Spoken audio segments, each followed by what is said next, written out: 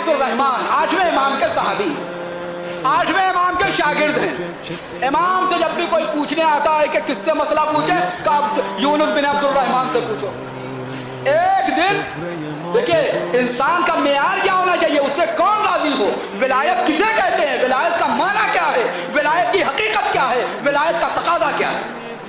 गौर फरमाइएगा, ये बारगाह विलायत में हम आप बैठे हुए हैं, बारगाह विलायत में बैठे हुए हैं। लिहाजा मुलाहिजा फरमाइए विलायत किसे कहते हैं, विलायत का तकादा क्या है, विलायत के सिलसिले में हमारी जिम्मेदारियां क्या है। मुलाहिजा फरमाइएगा, यूनुस बिन अब्दुर्रहमान बैठे हुए इमाम की खिदमत में। खादिम ने आके कहा, 8वें इमाम इमाम अली रज़ा अलैहिस्सलातु वस्सलाम से,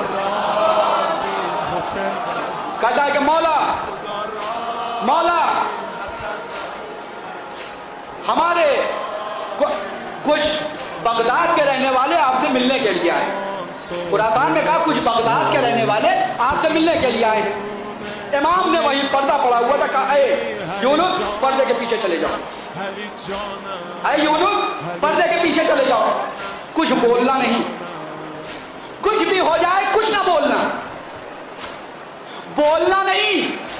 इमाम ने कहा पर्दे के पीछे जाओ, कुछ भी हो जाए बोलना नहीं।